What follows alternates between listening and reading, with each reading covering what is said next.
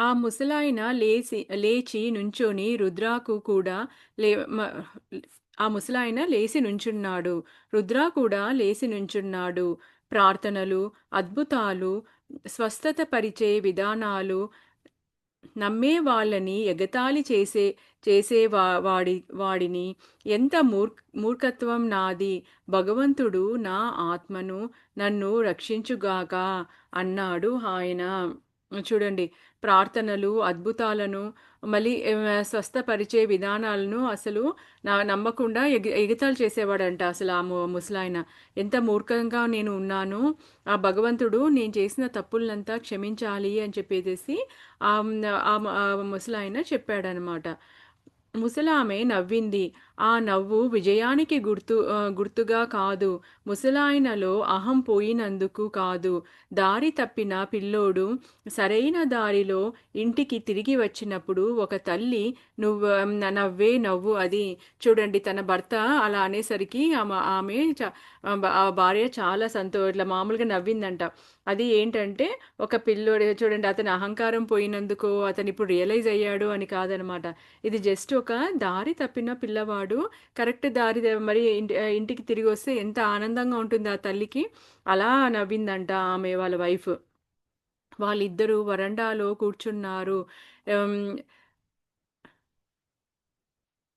Red wine తాగి cigars వెలిగించారు.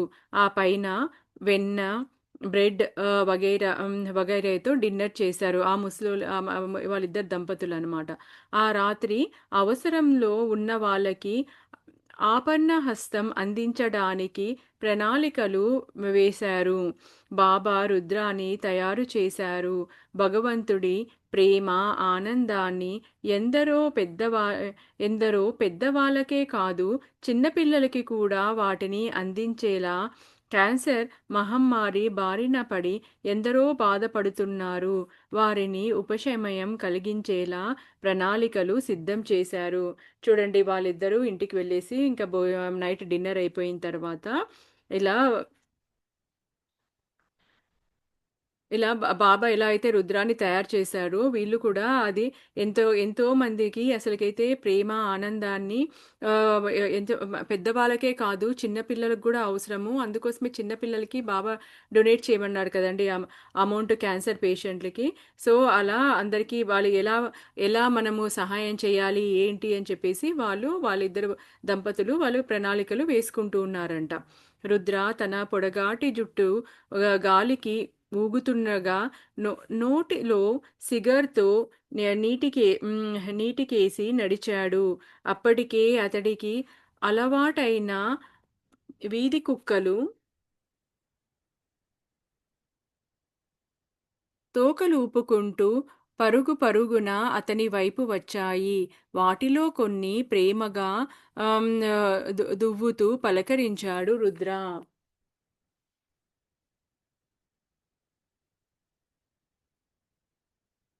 Rudra బాబా గదిలో వెలిగించిన మంటకు ఎదురుగా కూర్చున్నాడు. రెండు గంధపు వాసనలు గల ఆగరబత్తీలని వెలిగించాడు. వాటి పరిమళం గది బయటకు కూడా వ్యాపిస్తుంది. గది చీకటిగా ఉండి మంట యొక్క బంగారు కాంతి పరుచుకుంటుంది. రుద్ర రక్షణ, మార్గదర్శకత్వానికి కోరుతూ ప్రార్థన చేశాడు. ఏ క్షణమైనా మ్, ఏ క్షణమైనా చవాన్ అనే వ్యక్తి వస్తాడు. అతనికి కొన్ని సమాధానాలు, పరిష్కారాలు కావాలి. రుద్రాకి అర్థం కానిది ఒకటే. వీళ్ళందరికీ తాను ఛానలింగ్ చేస్తానని ఎలా తెలిసింది అని రుద్రాకి రుద్రాకి చెప్పాడు. వినిపించింది. చూస్తే చవాన్ గదిలోకి వచ్చాడు. రుద్ర రుద్ర తలకి గుడ్డ కట్టుకొని ఉన్నాడు. ఆ మధ్య ఆ మధ్య వయస్కుడికి ఏసి చూశాడు. నిశ్శబ్దంగా కాసేపు ప్రార్థన చేశాడు. తనలో ప్రాణశక్తి ని- ఆ, నిండడం కోసం ఎదురు చూశాడు. అదొక వెచ్చని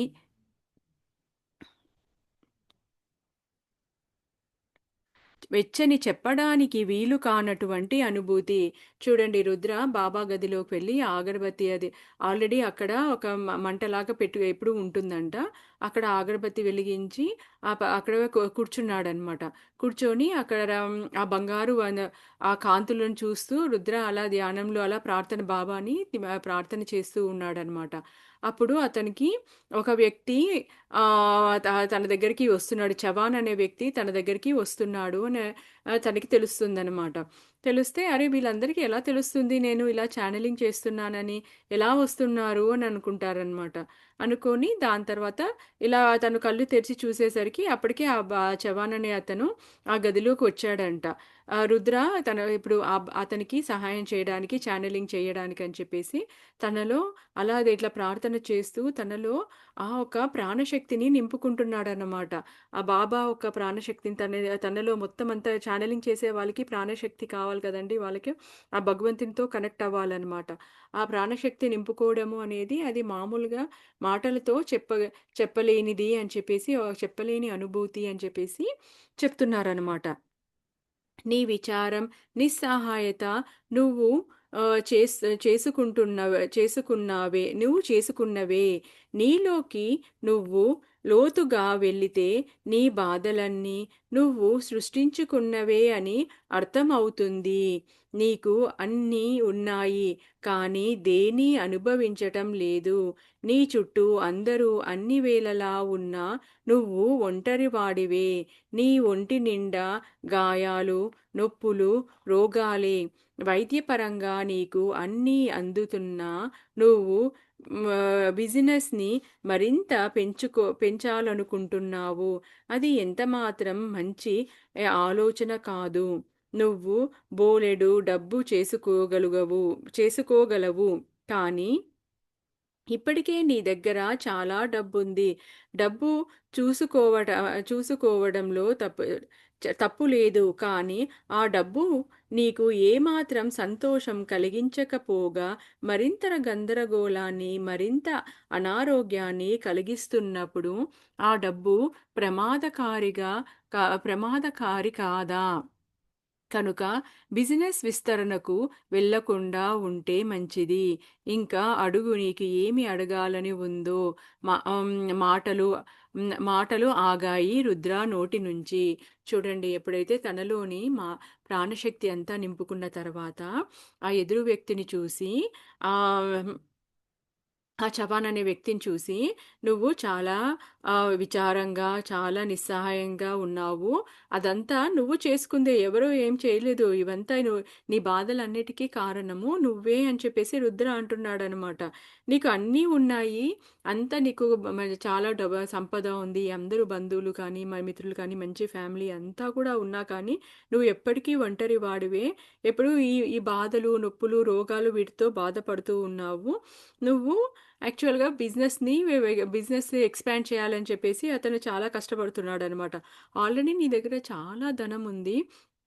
ఆ ఉన్నతనంతో సంతృప్తి పడకుండా ఇంకా డబ్బు కోసం వెళ్తున్నావు. ఆ డబ్బే నీకిప్పుడు ఈ అనారోగ్యానికి, నీ జీవితంలో ఉన్న గందరగోళానికి ఇదంతా కూడా ఆ డబ్బే కారణము. డబ్బు ప్రతి మనిషికి అవసరమే. అది మనకి ఆ సంతోషాన్ని ఇచ్చినంత వరకే.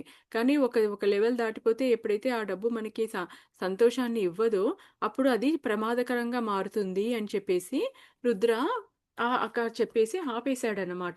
ఆపేసి ఇంక నువ్వు ఏం అడగాలనుకుంటున్నావో అడుగు అని చెప్పేసి, ఆ వచ్చిన వ్యక్తిని రుద్ర క్వెషన్ ఏస్తున్నాడనమాట. నా సమస్యంతా నా కుటుంబం. వాళ్ళ వర వాళ్ వాళ్ళే వాళ్ళెవరికీ నాతో సంబంధం సరిగ్గా లేవు. నా కొడుకులుకు నా పని నచ్చదు. నా భార్య నాతో దూరంగా ఉంటుంది. నా భావాలు పంచుకోవడానికి ఎవ్వరూ లేరు చెప్పాడు చవాన్ అన్న వ్యక్తి. భావ ప్రసరణ రెండు వైపులా ఉండాలి. నువ్వు చివరిసారిగా నీ కుటుంబంతో కలిసి కూర్చొని ఎప్పుడు ఎంజాయ్ చేశావు? నీ ఫోన్ ఎప్పుడూ మోగుతూనే ఉంటుంది. నువ్వు ఇంట్లో నువ్వు ఇంటి దగ్గర ఉన్నప్పుడు నీకు అన్నీ దొరకాలి అనుకుంటావు. కానీ నీ నీ బిజీ షెడ్యూల్ వల్ల ఎప్పుడూ నువ్వు ఇంటి దగ్గర హ్మ్, ఉంటావో నీకే తెలియకుండా ఉంటుంది. నీ కొడుక్కి తండ్రి కావాలి. ఓ స్నేహితుడు కావాలి. అతని వయస్సు వయసు పిల్లల గురించి, తన గురించి వినటానికి ఓ తోడు కావాలి. రుద్ర అడిగాడు. ఆ వ్యక్తి అన్నాడంట, "అసలు నా కుటుంబానికి ఎవరికీ నాతో అవసరం లేదు. నా భార్యగా నా భార్య నాతో దూరంగా ఉంటుంది. పిల్లలేమో అసలు నాతో అసలకి నేనంటేనే నచ్చదు. అసలు ఏ సంబంధాలు మాకు సరిగ్గా లేవు" అని చెప్పేసి అతను కంప్లెయింట్ చేస్తే, అప్పుడు రుద్ర చెప్తున్నాడనమాట. "ఏదైనా కానీ ప్రసరణ అనేది 2 వైపుల నుంచి ఉండాలి. నువ్వసలు ఎప్పుడు నీ పిల్లలతో, నీ ఫ్యామిలీతో టైమ్ స్పెండ్ చేశావు? నువ్వు ఎప్పుడు ఫోన్‌లోనే ఉంటావు. ఫోన్‌లో మాట్లాడుకుంటూ ఉంటావు. ఇంటి దగ్గరకొచ్చేసరికి నీకన్నీ జరగాలి అని అనుకుంటావు కానీ, నువ్వసలకి నీ పిల్లలతో, నీ కొడుకుతో ఎప్పుడు ఎంత సమయాన్ని నువ్వు స్పెండ్ చేశావు? వాళ్ళ వయసు పిల్లల గురించి విన్నావా ఎప్పుడైనా? నీ కొడుకులు మీ అబ్బాయిలు చెప్పేటప్పుడు వాళ్ళ వయసు పిల్లల గురించి, వాళ్ళ కబుర్లు కానీ, అసలు ఏంటి అని చెప్పేసి ఏ రోజైనా పట్టించుకున్నావా? అని చెప్పేసి రుద్ర ఆ వచ్చిన వ్యక్తికి అడుగుతున్నాడనమాట. అతనికి ఏది మంచిదో అదే నేను కోరుకుంటాను అన్నాడు ఆ వ్యక్తి. తప్పు. అతనికి ఏది మంచిదని మీకు అనిపిస్తుందో అదే నువ్వు కోరుకుంటున్నావు. కానీ నీ కొడుకు ఏది కోరుకుంటున్నాడో నీకు నిజంగా తెలుసా? లేక అతను ఏమి చెయ్యగలడో నీకు నిజంగా తెలుసా? అడిగాడు రుద్ర. చూడండి మనం ఏమనుకుంటాం మన పిల్లలకి, మనకి ఏది నచ్చుతుందో అది పిల్లలకి గూడా అదే చేసి పెట్టాలి. లేకపోతే మనకి ఓహ్! ఇది కరెక్ట్ అని అనిపిస్తుంది. అందుకోసమే మనం కరెక్ట్ అని చెప్పేసేసి వాళ్ళకవన్నీ అందిస్తూ ఉంటామనమాట. కానీ పిల్లలకి ఏం కావాలి? వాళ్ళకి ఏది నచ్చుతుందో పిల్లలకి నచ్చిన విధంగా వాళ్ళు ఏది కరెక్ట్ అనుకుంటారో అది కదా మనం ఇవ్వాల్సింది. ఇక్కడే జరుగుతుందనమాట తప్పంతా గూడా. అదే తప్పు చెప్తున్నాడనమాట. నువ్వు అనుకున్నది నువ్విస్తున్నావు మంచి అని చెప్పేసి, బట్ నీ పిల్లలు ఏమడుగుతున్నారు? వాళ్ళకి ఏది నిజంగా వాళ్ళకి ఏం చెయ్య వాళ్ళు ఏం అడుగు నీ దగ్గర నుంచి ఎక్స్‌పెక్ట్ చేస్తున్నారో అది నిజంగా నువ్వు ఇస్తున్నావా? అని చెప్పేసి. నేను అతను నా పనిలో జాయిన్ అవ్వాలి అని కోరుకుంటున్నాను అన్నాడాయన. అతను ఏమి చెయ్యాలనుకుంటున్నాడో నీకు తెలుసా? ఏమి చెయ్యాలి అని కల కంటున్నాడో నీకు తెలుసా? అడిగాడు రుద్ర. చూడండి ఆ వచ్చిన వ్యక్తి వాళ్ళ అబ్బాయి తన బిజినెస్‌ని చూసుకోవాలి. తన బిజినెస్‌లో జాయిన్ అవ్వాలి అని అనుకుంటే, అసలు మీ అబ్బాయికి అసలు ఏం చేయాలనుకుంటున్నాడు? అసలు తన కల ఏంటి? ప్రతి ఒక్క వ్యక్తికి ఏదో ఒకటి డ్రీమ్ ఉంటుంది కదండీ! ఏదో ఒక మంచి జాబ్ చేయాలనో, లేపోతే ఏదో ఒకటి సాధించాలని. అసలు మీ అబ్బాయి ఏం చేయాలనుకుంటున్నావు నువ్వెప్పుడైనా అడిగావా? అని అంటున్నాడనమాట. నీ కొడుకు ఒక ఇంజినీరు కావాలని అనుకుంటున్నాడు. ఎలాగైతే నువ్వు ఒకప్పుడు అతని అనుకొని కుటుంబ ఒత్తిడులు వల్ల చెయ్యలేకపోయావో, అలాగే నీ కొడుకు విదేశాలకు వెళ్లి చదువుకొని తన భవిష్యత్తును తానే తీర్చిదిద్దుకుందాం అనుకుంటున్నాడు. నీ భవిష్యత్తును నువ్వు చేసుకోలేకపోయావు.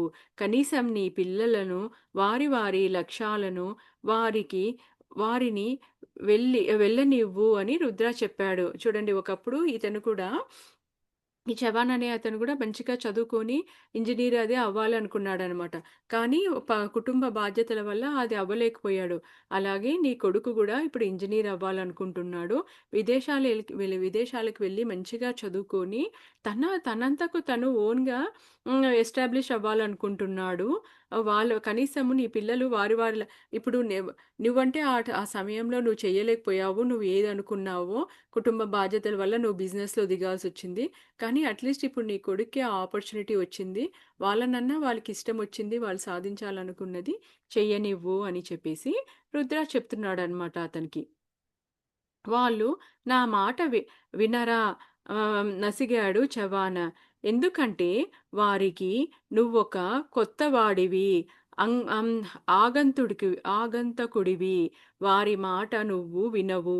నీ 13 ఏండ్ల కూతురు నెమ్మదిగా నీ నుంచి దూరంగా వెళ్ళిపోతుంది.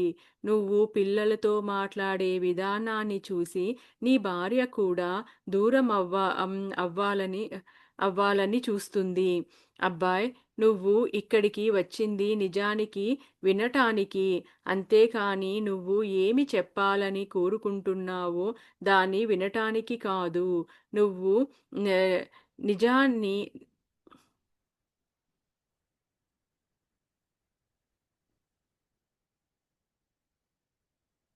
నువ్వు నిజాన్నైనా వినాలి, లేకపోతే ఇక్కడ నుంచి వెళ్ళిపోవాలి అన్నాడు రుద్ర. చూడండి, నా పిల్లలు వాళ్ళు నా మాట వింటారా అంటే, నీకు 13 ఏళ్ల అమ్మాయి ఉంది. ఆ అమ్మాయి కూడా నీకు దూరంగా వెళ్ళిపోవాలనుకుంటుంది. నువ్వు నీ పిల్లలతో చూపెట్టే ఈ ధోరణి చూసి నీ భార్య కూడా నిన్ను వదిలిపెట్టి వెళ్ళిపోవాలి, దూరంగా ఉండడానికి తను కూడా ప్రయత్నిస్తుంది. నిజానికి చెప్పాలంటే ఇక్కడ నువ్వు వినడానికే వచ్చావు కానీ నే నువ్వు చెప్పడానికి కాదు ఇప్పుడు అని చెప్పేసి అంటున్నాడనమాట. అని రుద్ర అతనికి చెప్తున్నాడు. లేదు లేదు, మీరు చెప్పిందంతా నేను ఒప్పుకుంటున్నాను. ఏమి చెయ్యాలో తెలియటం లేదు అన్నాడు చవాన. హఠాత్తుగా రుద్ర గొంతు మరింత మార్దవమయింది. ఇప్పుడు నువ్వు నీ జీవితంలో అన్నిటికన్నా ప్రధానమైన స్థానం, ముఖ్యమైనది ఏదో నాకు చెప్పాలి. ఒకసారి కళ్ళు మూసుకొని ఆలోచించి ఏది ముఖ్యమో చెప్పాలి. అంతా మరిచిపో.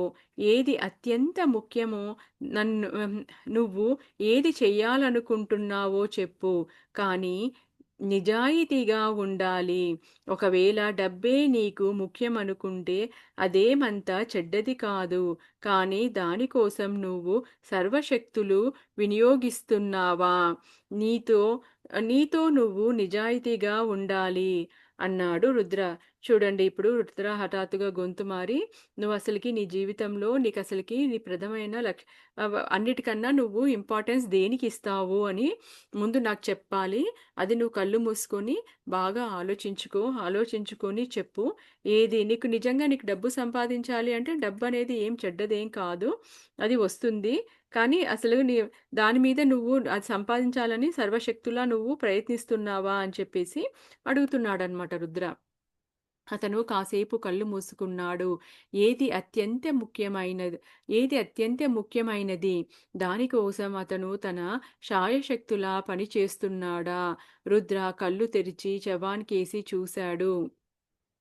అంత డబ్బున్న ఆ మిలియనీర్ సాయిబాబా ఫోటో దగ్గర వెలుగుతున్న కాంతి ముందు గడ్డం గీసుకుని, తలకు గుడ్డ కట్టుకొని, జీన్స్‌లో ఉన్న ఓ యువకుడి ముందు కూర్చొని, ఆ యువకుడి ఆత్మ చెప్పే సత్యాలు వింటున్నాడు. ఏవి నీకు ముఖ్యం? రుద్ర అడుగుతున్నాడనమాట. ఏవి నీకు ముఖ్యం? చవాన్ చెప్తున్నాడు, నా కుటుంబము. రుద్ర అడుగుతున్నాడనమాట. నిజంగానే అంటున్నావా? అని అడుగుతున్నాడు రుద్ర. అవును అన్నాడు అబ్బాయి, ఆ చవాన్ అనే అతను. అంటే నిజ అంటే నిజంగా నీకు నీ కుటుంబమే ముఖ్యమా? అని అడిగాడు రుద్ర. అవును. వారు లేనిదే నా జీవితం అర్ధరహితం అని తెలుసుకున్నాను అన్నాడు చవాన. అంటే నీకు నీ ఫ్యామిలీయే ముఖ్యమని నేను నమ్ముతాను. ఇప్పుడు చెప్పు, నీకు ముఖ్యమైన దాన్ని గురించి నువ్వు ఏం చేస్తున్నావు? నీ కుటుంబం కోసం నువ్వు నీ శక్తి మేర ఇస్తున్నావా? వారి జీవితాలు మరింత మెరుగుపడడం కోసం నీ వంతు కృషి చేస్తున్నావా? రేపు ఎప్పుడో నువ్వు చనిపోతే నువ్వు శాంతిగా మరణించగలవా? నీకు ముఖ్యమైన నీ కుటుంబం కోసం నీ శాయశక్తులా అన్ని రంగాలలో కృషి చేస్తున్న తృప్తితో నువ్వు చనిపోగలవా? నీ సమాధానం అవును అయితే నువ్వు శాంతితో చనిపోగలవు. ఒకవేళ నీ సమాధానం లేదు అయితే నీ నీ ఆత్మతలంతో నీ ఆత్మతలంలో నువ్వు ఓ అపరాధ భావన, నీ పట్ల నీకే కోపం మోసుకొని తిరిగి ఆహ్, తిరగాల్సి వస్తుంది. ఇది నీ ఆధ్యాత్మిక ప్రగతికి ఏమాత్రం మంచిది కాదు. చూడండి, అతనేమన్నాడు, ఇప్పుడు నాకు డబ్బు కాదు, నా కుటుంబమే ముఖ్యము అన్నాడు కదా!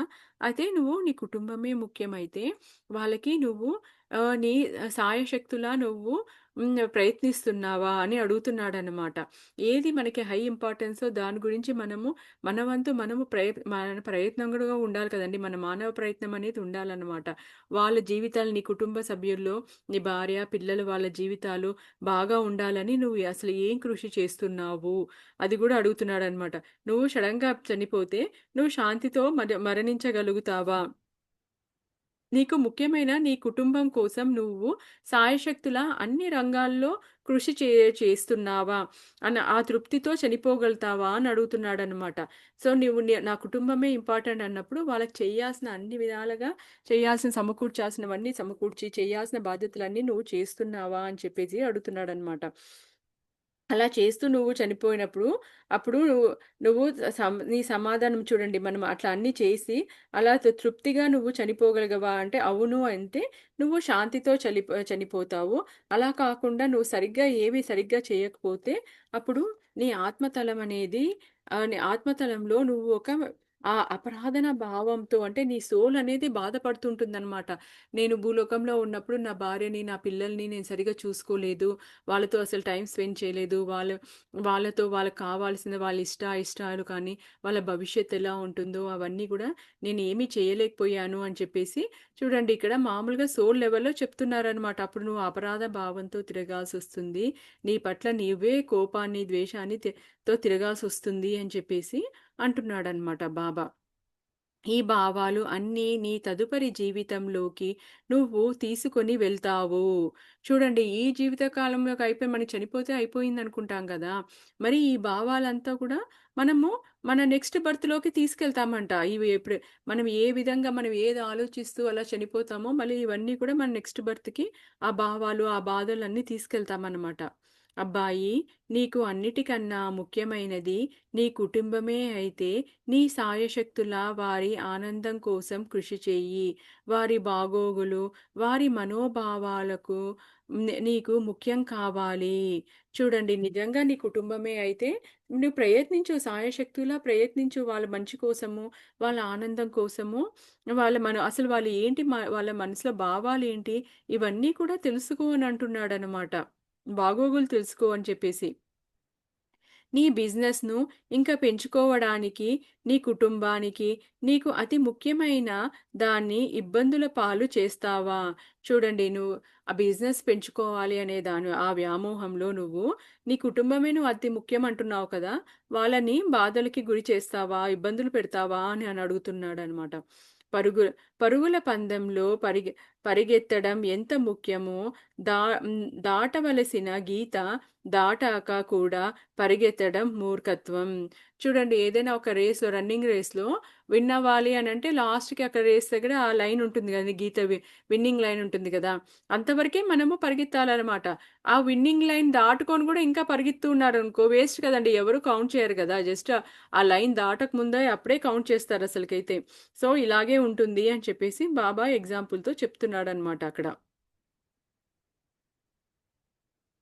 కాబట్టి నువ్వు దానికో గీతను గీసుకొని దాన్ని దాటక నీ ముఖ్యమైన దాని మనసులో ఉంచుకొని దాని కోసం పని చెయ్యాలి. ముఖ్యమైనది అంటే నీకు అన్నిటికన్నా ఎక్కువగా కావాల్సినది నీ మనసుకు, ఆత్మకు శాంతిని ఇచ్చేది అని. నీకు నీ కుటుంబం అన్నిటికన్నా ఎక్కువ. కొంతమందికి కలలు లేదా డబ్బులకు ఎక్కువగా ప్రాముఖ్యం ఇస్తుంటారు. నా ప్రశ్న ఏమంటే, నీ ప్రాముఖ్యత గురించి నువ్వు పని చేస్తున్నావా? నీ ప్రాముఖ్యానికి నువ్వు 1000% పని చేస్తున్నావా? అని అడుగుతున్నాడనమాట. ఈ ప్రశ్నకు నువ్వు నిజాయితీగా అవును అని చెప్పుకుంటే మంచిదే. ఒకవేళ నువ్వు నిజాయితీగా నీ కుటుంబం కోసం 100% పని చేసినా నీ వాళ్ళు కల్ నీ వారి కళ్ళల్లో అసహ్యము, విచారణ కనిపిస్తే దాని గురించి నువ్వు పట్టించుకోనవసరం లేదు. ఒక వ్యక్తి తన కుటుంబం, తన పని రెండూ ముఖ్యమే ముఖ్యమే అనుకున్నప్పుడు రెండిటికి కోసము పని చెయ్యాలి. ఒకదాని కోసం మరొకటి త్యాగం చెయ్యకు. చూడండి, నువ్వు నీ కుటుంబము నీకు ముఖ్యము అని అనుకున్నప్పుడు, నువ్వు దాని కోసము 100% దాని కోసం పని చెయ్యాలనమాట. పని చేయమని అంటున్నాడనమాట. నువ్వంత కష్టపడి వాళ్ళ కోసం నువ్వన్ని కష్టపడి అన్ని పనులు చేస్తున్నా కానీ, వాళ్ళ కళ్ళల్లో నీ మీద ప్రేమ లేకుండా అసహ్యము, విచారణ ఉన్నప్పుడు, అప్పుడు దాన్ని పట్టించుకోకూడదనమాట. అది వాళ్ళ ఒక కర్మ అనమాట. మనం చేయాల్సింది 100% మనం చేయాల్సిన బాధ్యత మనం చెయ్యాలనమాట. ఇప్పుడు వాళ్ళలో అది లేదు అన్నప్పుడు అప్పుడు ఇంక వదిలేసేయాలి అని చెప్పేసి అంటున్నాడనమాట. ఒక్కొక్కసారి కొంతమందికి తన కుటుంబము, పని 2 కూడా ముఖ్యమే అని అనుకుంటారనమాట. అలాంటప్పుడు వాటి రెండిటి కోసము పని చెయ్యాలి అని అంటారనమాట. ఒకదాని కోసం మరొక దాన్ని త్యాగం చేయకూడదు అని అంటున్నారు. కుటుంబం కోసం పనిని త్యాగం చేయడం, లేకపోతే పని కోసం అని జెప్పేసి కుటుంబాన్ని త్యాగం చేయడం, ఇలా రెండిటిని చేయాల్సిన త్యాగం చెయ్యకు అంటున్నాడనమాట. రెండిటి కోసం ఇప్పుడు నీకు 2 అవసరము అనన్నప్పుడు, రెండిటి కోసం శక్తి వంచన లేకుండా పని చేసేలా పరిస్థితులను సృష్టించుకో. కష్టమే అయినా సాధ్యమే. వాటి కోసం పని చేసి నీ జీవితాన్ని, నీ ప్రాముఖ్యమైన దాని కోసం అంకితం చెయ్యి రుద్ర అని ఆపాడు రుద్ర. రెండిటికి ఇంపార్టెన్స్ ఇచ్చినప్పుడు అది కష్టమే కానీ అసాధ్యం ఏమీ కాదు.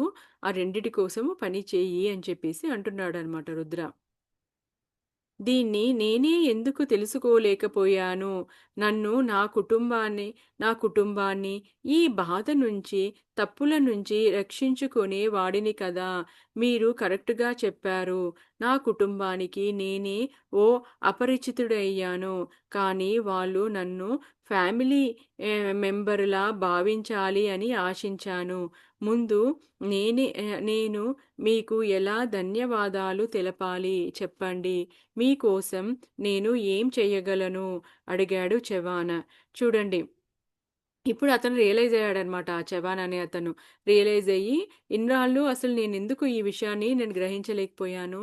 నాకు కుటుంబ సభ్యుల దగ్గర అసలకి నా తప్పులకన్నిటికి నేనే బాధ్యుడిని. కుటుంబం వాళ్ళకి లాస్ట్‌కి నేనే స్ట్రేంజర్‌లాగా అయిపోయాను. అపరిచితుడిలాగా అయిపోయాను నేను. వాళ్ళతో అసలకి అని చెప్పేసేసి అంటున్నాడనమాట. ముందుగా ఇప్పుడు నాకు నా తప్పేదో తెలిసిపోయింది.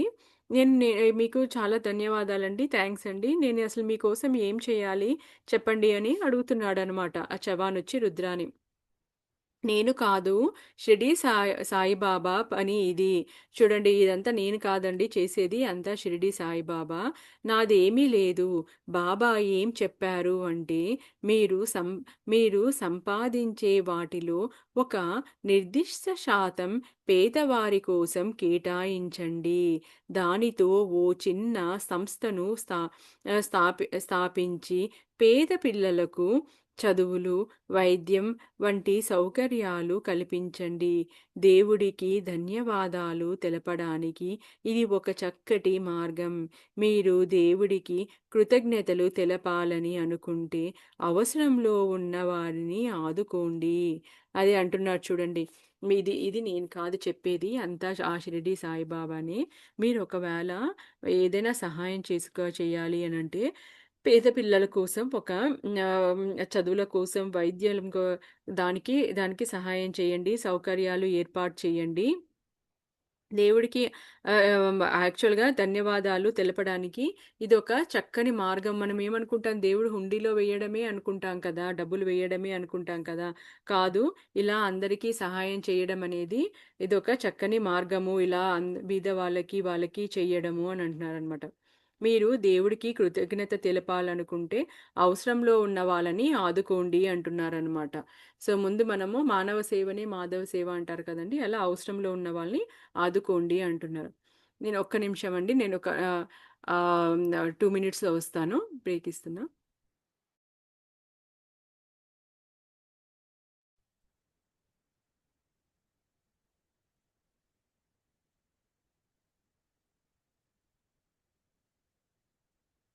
చూడండి, మనము దేవుడికి కృతజ్ఞతలు చెప్పాలనుకుంటే, ఇలా ఆపదలో ఉన్న వాళ్ళని ఆదుకోవడమే ఆదుకోండి అని చెప్పేసేసి రుద్ర చెప్తున్నాడనమాట అతను. రండి పిలిచాడు రుద్ర. ముగ్గురు కుటుంబ సభ్యులు లోపలికి వచ్చారు. ఇద్దరు న ఇద్దరు 40 ఏండ్లలో ఉన్నారు. డబ్బుండి ప్రపంచమంతా తిరిగి వచ్చిన వాళ్ళు. సో, అక్కడితో ఆ స్టోరీ అయిపోయిందండి. ఇది ఇప్పుడు నెక్స్ట్ ఇంకొక స్టోరీ అన్నమాట. రుద్ర జీవితంలో జరిగింది. రండి అని కొంతమందిని పిలిచారన్నమాట. వాళ్ళు ఒక ఫ్యామిలీలో ముగ్గురు వ్యక్తులన్నమాట వాళ్ళు.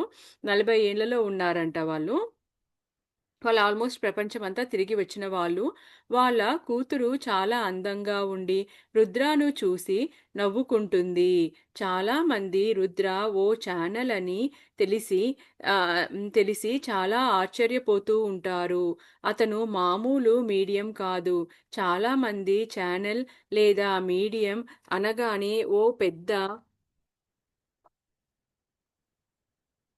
పెద్ద తెల్లటి గడ్డమున్న ఓ ముసలాడు అని అనుకుంటారు. కానీ ఆ యువకుడు జీన్స్ వేసుకొని ఓ సాధువును చూడాలనుకుని వస్తే వాళ్ళు ఓ హిప్సీని చూశారు. రుద్ర నిజంగా చాలా అలసిపోయి ఉన్నాడు. ఇప్పటికే 7 సార్లు ఛానలింగ్‌లో కూర్చుని ఉన్నాడు. అందుకే మళ్ళీ అంటే అతని శరీరం, మనసు తిరుగుతూ ఉంది. అయినా మళ్ళీ కూర్చున్నాడు.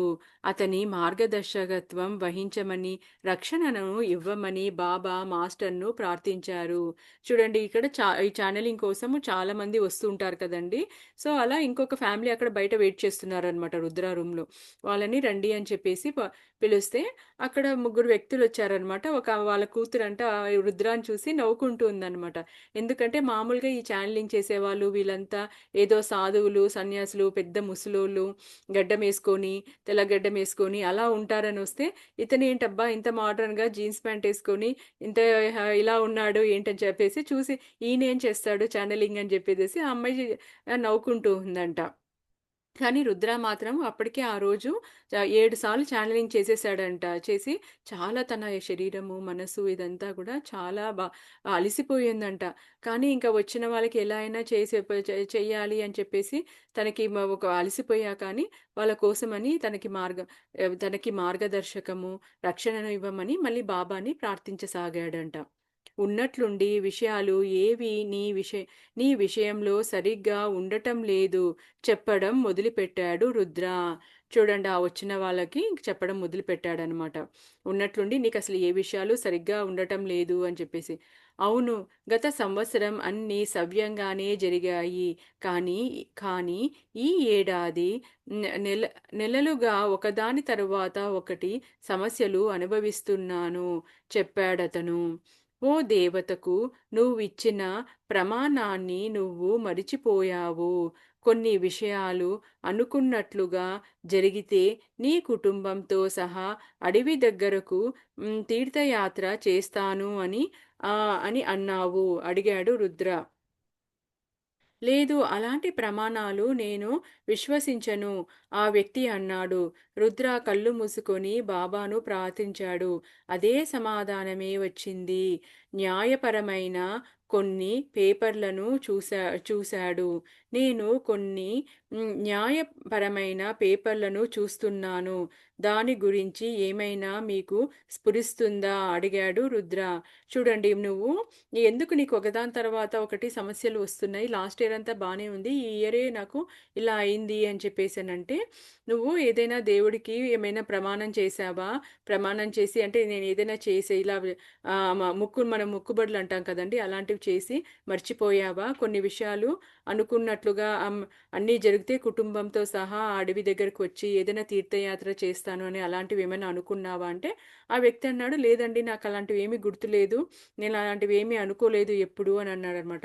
కానీ అవునా అని చెప్పేసి మళ్ళీ రుద్ర కళ్ళు మూసుకుంటే అతనికి మరి లా పరంగా ఉన్న కొన్ని పేపర్స్ కనిపిస్తున్నాయంట. నాకేవో కొన్ని పేపర్స్ కనిపిస్తున్నాయి. నీకేమైనా గుర్తుకొస్తుందా అని చెప్పేసి రుద్ర ఆ ఎదురు ఉన్న వ్యక్తుల్ని అడుగుతున్నాడనమాట. ఒకసారి ఒక్కసారిగా ఆ స్త్రీ ఉలిక్కిపడి శ్వాస తీసుకోవడం మర్చిపోయిందా అనిపించింది. ఆ వ్యక్తి నిటారుగా అయ్యాడు. ఆ అమ్మాయి మొదటిసారి రుద్ర కుతూహలంగా చూడడం మొదలుపెట్టింది. మీరు ఆ దేవతకు ప్రమాణం చేశారు. మీరంతా ఆ న్యాయపరమైన విచారణ నుంచి బయటపడితే ఎందుకంటే అవి మీ బిజినెస్ పేరు ప్రతిష్టలను దెబ్బతీసేలా ఉన్నాయి కాబట్టి వాటి నుంచి విముక్తి లభిస్తే మీ కుటుంబంతో సహా వైష్ణవీదేవి ద దగ్గరికి వస్తామని ముక్కారు. నిజా నిజానికి మీ తల మీద వెంట్రుకలు తీసేస్తానని అనుకున్నారు చెప్పాడు రుద్ర. చూడండి. ఒకసారి అతనికి ఏదో కోర్ట్ పరంగా కొన్ని ప్రాబ్లమ్స్ వచ్చాయన్నమాట. తన బిజినెస్ పేరు ప్రతిష్టలు అన్నీ దెబ్బతీసేలాగుంటే, అప్పుడు అతను వైష్ణవిదేవి అమ్మవారి దగ్గరికి వస్తానని, తన తల వెంట్రుకలు గూడా అర్పిస్తానని చెప్పేసి అనుకున్నాడనమాట. అదే అని రుద్ర చెప్తున్నాడు. "నువ్వు ఇవన్నీ ముక్కున్నావు. అని చెప్పాడనమాట Rudra. My God! My God! అవునవును. నేను ఎలా మర్చిపోయానబ్బా! అని అనుకున్నాడు ఆ వ్యక్తి. దేవి దేవి మీ ప్రమాణాలకు మీకు గుర్తు చెయ్యడానికి నీకు ప్రయత్నించింది.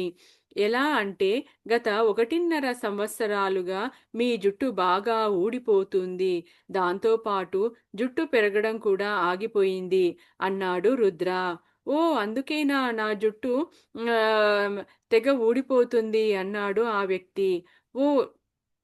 లీగల్ ఎంక్వైరీలో మా పేరు కనుక రాకపోతే అందరము ఆ దేవి దగ్గరకు వస్తామని నేను గుండు గీయించుకుంటానని అనుకున్నాను. నిజమే. ఈ ప్రమాణాన్ని కొన్ని సంవత్సరాల ముందు తీసుకున్నాను. నేను ఆ ప్రమాణాన్ని మర్చిపోయేందుకే నా పనుల్లో ఆహ్, నా పనుల్లో జరుగుతున్నవన్నీ అస్తవ్యస్తంగా జరుగుతున్నాయి అని చెప్పుకున్నారు. చూడండి, ఒక లీగల్ కేస్‌లో అంట తన పేరు బయటికి రాగూడదు అని చెప్పేసి అనుకోని ఆ అమ్మవారికి మొక్కున్నాడంట. కానీ మర్చిపోవడం వల్ల తను తనకిలా మొత్తం అంటే గుండు గీయించుకుంటాను అన్నాడు కదా! అందుకోసమే తనకి ఆ వెంట్రుకలన్నీ ఊడిపోవడం మొదలుపెట్టాయంట. మరి తన బిజినెస్ కోసమే కదా తను మొక్కుంది. ఇప్పుడు ఆ బిజినెస్‌లో మొత్తం అంతా కూడా తనకి ఏదో ఒక ఎదురు దెబ్బలు తగులుతున్నాయన్నమాట. అందుకోసమే ఇవన్నీ జరుగుతున్నాయి అని చెప్పేసి అతను ఒప్పుకున్నాడన్నమాట. అవును. రుద్ర అన్నాడు. అదేమీ బాగాలేదు అరిచాడు ఆ వ్యక్తి. బాగులేకపోవడం గురించి మీరేమీ మాట్లాడనక్కర్లేదు. మీకు డబ్బు ఇచ్చిన వాళ్ళ పట్ల చాలా నిర్దయగా వ్యవహరిస్తూ ఉంటారు. మీలాగా ఆ విశ్వమాత మీ పట్ల అలా కఠినంగా ఉన్నందుకు మీరు ఆవిడ పట్ల కృతజ్ఞతగా ఉండండి. యాక్చువల్‌గా ఆ వ్యక్తి చాలా తను డబ్బులిచ్చిన వాళ్ళు మరి అతని బిజినెస్ అంటే మరి వడ్డీ వ్యాపారమో ఏదో మనకు తెలీదండి. ఆ డబ్బులిచ్చిన వాళ్ళ దగ్గర చాలా కఠినంగా ఉంటాడంట. కఠినంగా వసూలు చేస్తూ ఉంటాడంట డబ్బులు. అలా మీలాగా ఆ విశ్వమాత అంటే అమ్మవారు కదండీ వైష్ణవిదేవి. ఆమె అంత కఠినంగా మీలాగా ఉండలేదు. దానికి నువ్వు సంతోషించు అని చెప్పేసి రుద్ర అంటున్నాడనమాట ఆ వచ్చిన వ్యక్తికి. ఆ వ్యక్తి ముఖం కోపంతో ఎర్రగా గడ్డలా మారిపోయింది. ఇంతలో అతని భార్య తమాయించుకొని పెదాలపైకి నవ్వు తెచ్చుకుంది. "మీరు నా భర్తను క్షమించండి. ఆయన మీతో అలా మాట్లాడి ఉండకూడదు. మేము తీర్థయాత్రకు వీలైనంత త్వరగా వెళుతాము. బాబా నేను మిమ్మల్ని అడగాలనుకుంటున్నది" ఆగిందామె. "అంటే మీరు బాబాను ఏమైనా అడగాలనుకుంటున్నారా?" అడిగారు రుద్ర. "అవును. నేను బాబాని అడగాలనుకుంటున్నది మేము మా అమ్మాయి అమెరికాకు పంపించాలా అని" అంది ఆమె. "ఆమెకు 19 సంవత్సరాలు వచ్చే వరకు పంపించవద్దు.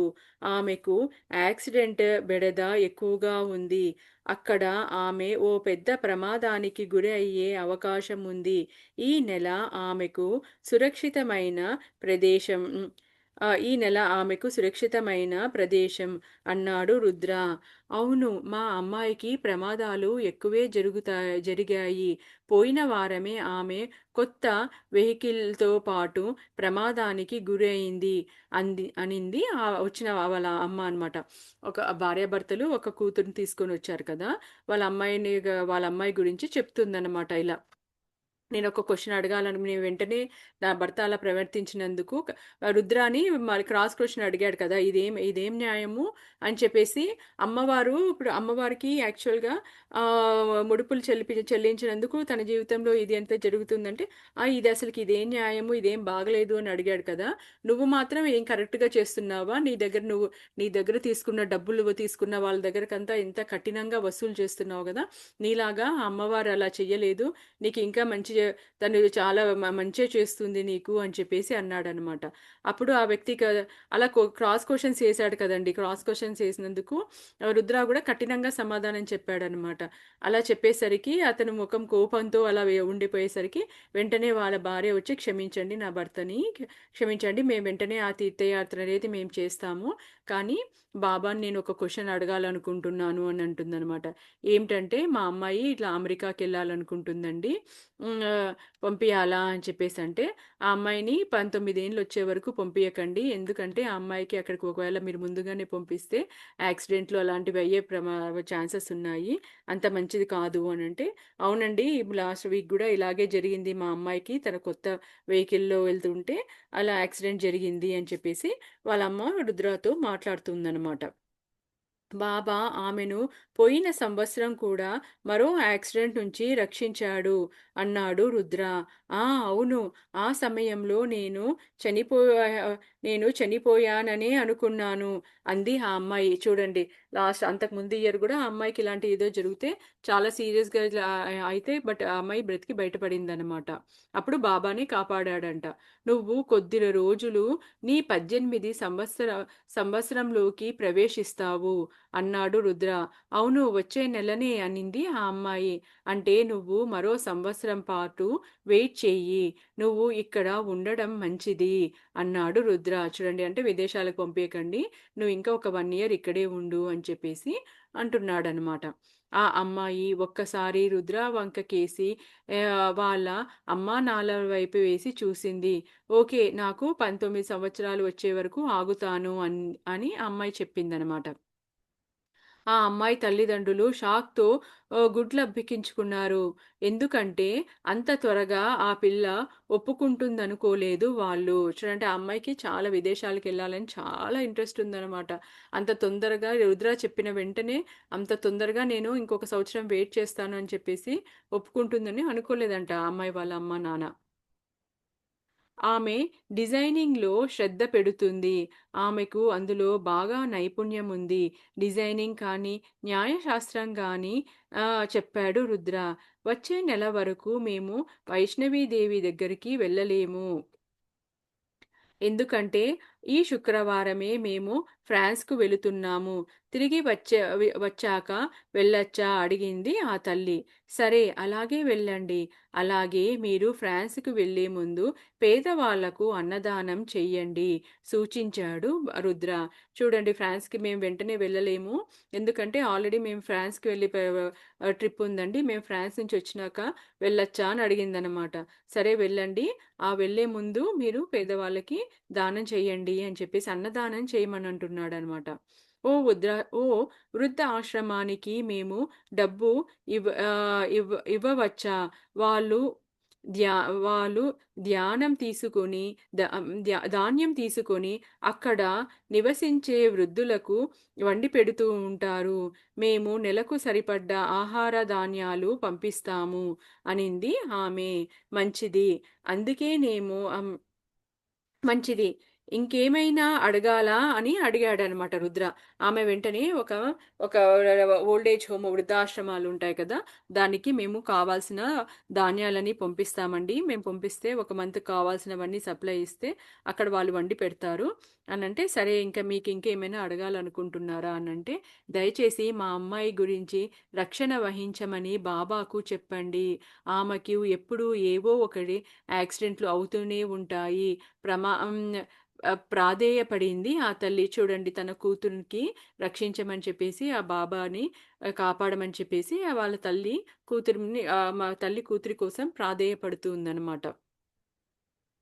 అక్కడ వెలిగించిన వెలిగించిన ఎన్నో అగరబత్తులు బూడిదను రుద్ర పోగు చేశాడు.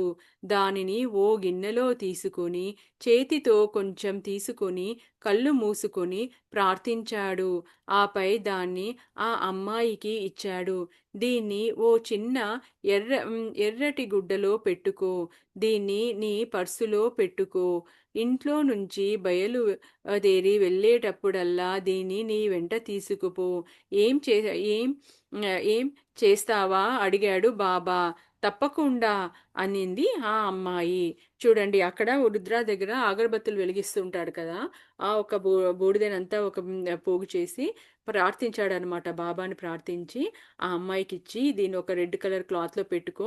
నువ్వు ఇంట్లో నుండి ఎప్పుడు బయటికెళ్ళినా కానీ దాన్ని పర్స్‌లోనో ఎక్కడైనా పెట్టుకో. ఎప్పుడూ గూడా ఇది నీతో పాటే ఉండాలి ఇంట్లో నుండి బయటికెళ్ళేటప్పుడు అని అంటాడనమాట. చేస్తావా అనంటే, సరే అండి చేస్తాను అని అన్నాడనమాట. నీకు 19 సంవత్సరాలు వచ్చే వరకు దీన్ని నువ్వు ఉంచుకో. ఆపై నీకు ఇష్టమైతే నీ దగ్గరే ఉంచుకో. లేకపోతే సముద్రంలో పాడేయి అని చెప్పేసేసి అన్నాడనమాట రుద్ర. ఆ అమ్మాయి నవ్వి నమస్కారం చేసింది. ఆమె తల్లి రుద్ర పాదాలకేసి నమస్కారం చేసింది. ఆ వ్యక్తి తల ఊపి గదిలో నుంచి వెళ్ళిపోయాడు. రుద్ర గదిలో ఒంటరిగా మిగిలిపోయాడు. మండే ఆ కాంతిని చూస్తూ ఉండిపోయాడు.